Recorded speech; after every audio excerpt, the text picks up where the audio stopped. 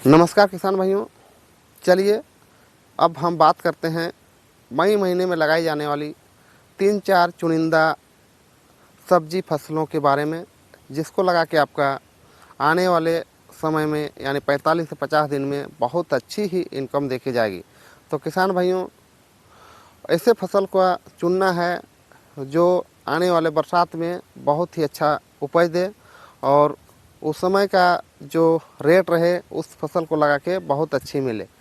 तो किसान भाइयों, चलिए वीडियो में आगे बढ़ने से पहले अगर आप इस चैनल पर नए हैं तो चैनल को सब्सक्राइब कर दें, ताकि आने वाले जो सब्जियों की खेती की जानकारी हो उस जानकारी को लेने के लिए आप तक वीडियो पहुंचने में आसानी हो सके। तो किसान भाइयों, चलिए आगे बात करते हैं आपका सब्जियों के बेसल डोज के बारे में।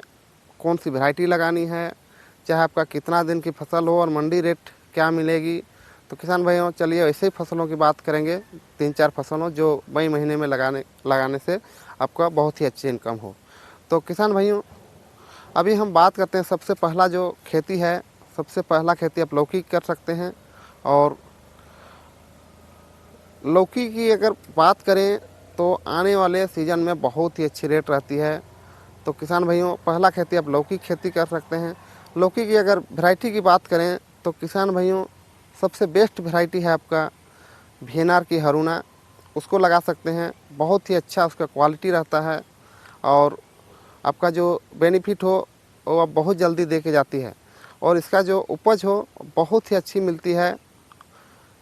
तो किसान भाइयों, आप वीएनआर की हरुणा को लगा सकते हैं और दूसरा वैरायटी आप माइक्रो कंपनी की माही को भी लगा सकते हैं। तो किसान भाइयों, ये हो आप वैरायटी की बातें। अब आप बात करते हैं लौकी की बेसल डोज की। तो बेसल डोज आपकी बहुत कम लगती है, क्या कि लौकी की जो खेती है ज़्यादा दिन तक चलने वाली नहीं रहती है। इसके चलते आप बेसल डोज को बहुत कम डाल सकते हैं। जैसे डीएपी ले सकते हैं आप 40 से 50 केजी और यूरिया ले सकते हैं 50-60 केजी। और इसके बाद आप म्यूरेट पोटाश ले सकते हैं, ताकि दीमक की जो समस्या हो आने वाले सीज़न में कम लगे। इसके चलते आप पोटाश को भी ले सकते हैं। तो किसान भाइयों, और तीसरा आप ले सकते हैं गोबर की खाद। गोबर की खाद देना आवश्यक होती है ताकि ज़मीन का भी भुरभुरापन बना रखे। तो किसान भाइयों, इस सब की आप बेसल डोज में डाल सकते हैं। और किसान भाइयों, इसकी रेट की बात करें, मंडी रेट, तो आपको आने वाले सीज़न में 30 से लेकर 35-40 रुपया तक का मंडी भाव दे के जा सकती है। तो किसान भाइयों, ये हुआ पहला खेती। अब दूसरा खेती की बात करें, पूरे मई महीना में अगर खेती कर रहे हैं, दूसरा खेती की बात करते हैं, उस खेती से आपको बहुत ही अच्छा बेनिफिट दे जाएगी। कम से कम 6 महीना तक आप बेच सकते हैं। तो किसान भाइयों, दूसरा खेती है आपका बैगन की।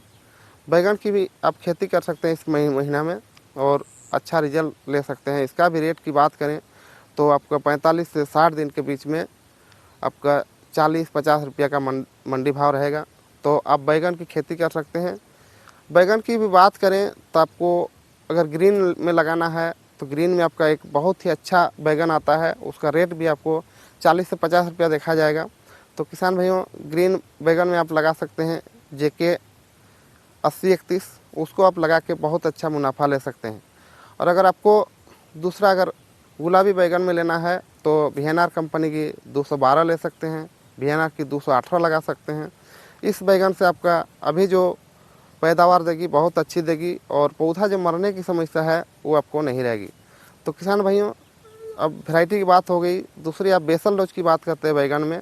तो बेसल डोज आपका लेनी है, कम से कम बैगन आपको ज़्यादा दिन चलने वाली है। इसके चलते आप बैगन की जो बेसल डोज है कम से कम 70 से 80 केजी कर दीजिए डीएपी, और यूरिया की मात्रा आप 30-40 किलो रखें और उसके बाद पोटाश की मात्रा भी आप 30-40 किलो रख सकते हैं। और इसमें गोबर की खाद देना बहुत अनिवार्य है, ताकि बैगन का जो हरापन रहे बहुत ही अच्छी रहेगी और लंबी समय तक चलेगी। तो आप 4 से 5 ट्रॉली गोबर की खाद ले लें और इसको आप अच्छे से खेत को तैयार करें। आपका जो मेड़ है थोड़ा ऊंचा कर दें और ऊंचा में लगा के बैगन की खेती कर सकते हैं।